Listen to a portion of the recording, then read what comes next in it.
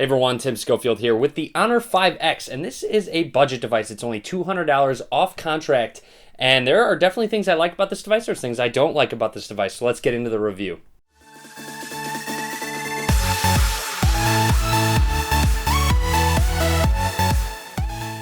When it comes to build quality and design, the Honor 5X shines. It has an all-metal design along with a fingerprint scanner on the back, and overall it looks very good and feels very premium in your hand. On the front, the bezels are decently large. You'll see a little black rectangle that's around the actual screen, and then that chin at the bottom is fairly large as well, especially coupled with on-screen buttons.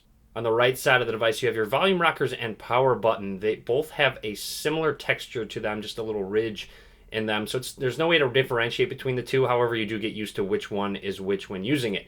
Going up to the top, you have a headphone jack, 3.5mm headphone jack along with a microphone. On the left side is where your SIM card slot and micro SD card slot is, so you do have expandable storage in this guy. Down at the bottom, you have your charging slot. Also, you have a mono speaker. This is just there for symmetry. This is the only one that produces sound. And when it comes to sound quality, it's just okay. It gets fairly loud though, so that's nice. However, the louder you get, the worse sound quality gets. When it comes to that fingerprint scanner on the back, it does fairly well. There are times where I'll have to put my finger on there a couple times just to get it right. It works with the screen off, so push on, and it lights up the display. So overall, I've been impressed with the fingerprint scanner. It's nice having that on a $200 device. Like all budget devices, you do need to make a couple sacrifices to keep that price down. So there is no 5 gigahertz Wi-Fi network, there is no NFC either, and then there's no T-Mobile Band 12 at the moment as well. Turning on that 5.5-inch 1080p IPS display to show it off, and overall I've been very impressed with it. The colors look very good viewing angles. Also, it gets fairly bright. I wish it got a little bit brighter, but no real complaints there when it comes to the display. Also, when we jump into settings and we go into display settings, there is a color temperature option for those of you that do like that, if you want to change if your display is warmer or cooler. Something I want to make note of is with the display, it did come with a screen protector. I took mine off. However, it's not made with Gorilla Glass or any other reinforced glass, and it gets dirty very easily. You'll see a little bit more easy than most phones. Obviously, most phones are going to gather fingerprints, etc., but right here, it's really difficult to clean the display, and you're always going to see fingerprints on there. It's not too much of an inconvenience, but you kind of wish it was easier to clean the display and just kind of get it all off, and you wish it didn't collect fingerprints as much. Now here's a very big one, and it comes to specs and performance. Now it has a Snapdragon 615 octa-core processor coupled with 2 gigabytes of RAM. Now in the past, Snapdragon 615s and a 1080p display aren't really the best combo, and that's honestly the case here. It pauses quite a bit, even when doing mundane basic tasks such as switching apps, even sending a text, it pauses a decent amount, it drops frames. And it's going to get stuck fairly often. Sometimes I've waited up to 5 seconds for apps to open or just things to switch displays. When it comes down to it, yes, it's a $200 device. It does get annoying at times, and even at this price point, it's pretty obnoxious. I almost wish they went with a 720p display so the performance would be bumped up a little bit. The Honor 5X is a 13 megapixel camera. It does not have optical image stabilization, and overall it's a decent camera. It's better than most at that price point. Some images come out a little overexposed and a little washed out. In low light conditions, it's really not that great. However, in good lighting conditions, you can get some pretty good shots if you pay attention to the exposure on it. What's nice is after you focus, it does pop up in a manual exposure control, so you can control that fairly well. So when you are in good lighting conditions, you can make sure to get a good shot. Now you've also got various modes such as good food to make your food look better, beauty, photo, video, and time lapse. You've got some filters in the bottom right corner. I don't really use filters very much. Upper right hand corner, you have a couple options. You have an HDR mode, all focus, slow-mo, best photo, watermark, audio note. You'll notice there's no manual mode. I honestly am not too surprised that there's no manual mode. And then right here is just your standard settings. The Honor 5X is a 3000 milliamp hour battery, and honestly, battery life has been great. You'll see I got 4 hours and 48 minutes screen on time right there.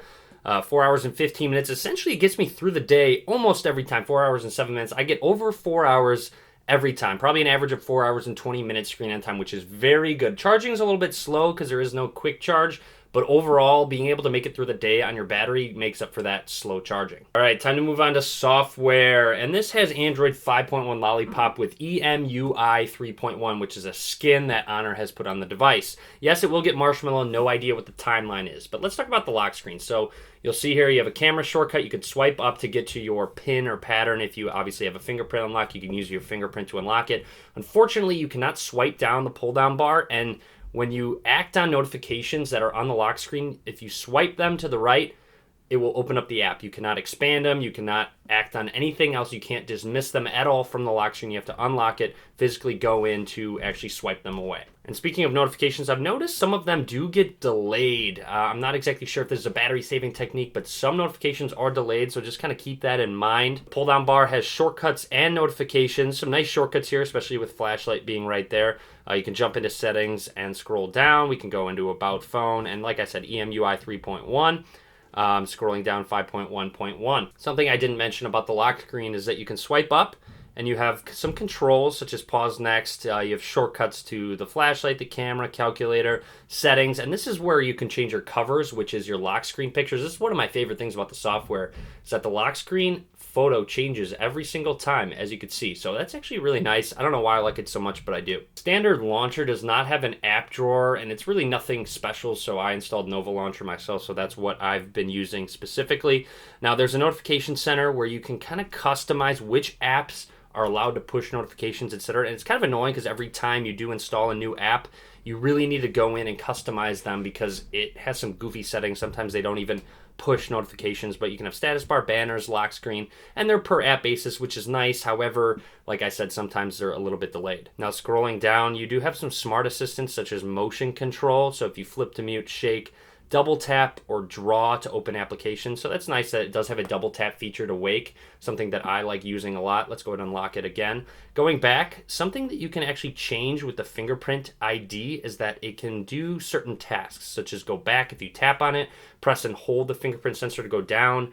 You can take pictures, answer calls. Now, show recent apps and show notification panel. So if I swipe down, I'm swiping down on the fingerprint ID. This one doesn't work too well, but sometimes it will work and pull down the notification drawer.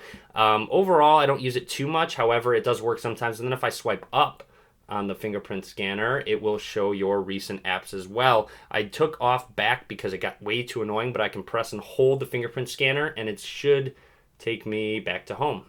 Now, when it comes down to it, here's the recent apps. You might like it, you might not. I personally don't like it. It's kind of slow, as you notice in my performance, where if I went into it, I would have to wait a little bit to tap on an app. Sometimes it doesn't register tapping on an app right away, so that gets a little annoying. Now, you can also customize your navigation bar. So if you want to open your notification panel, you can change the order of the buttons as well, which is always nice to be able to customize.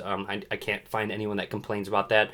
There's a one-handed UI where if you swipe over on these buttons, it will make the screen a little bit smaller, so a little bit easier with that 5.5-inch display. Going into more, there's a floating dock option if you want to add a little button that you can press so you don't even have to use the buttons down at the bottom. A smart cover gloves mode as well, and touch disable mode, so mistaken operations if it's in your pocket or your bag. Now, when it comes down to it, I'm not a huge fan of this skin over Android. I'm more of a stock Android kind of guy, but it does add some nice features, some nice motion controls. I do like double tap to wake.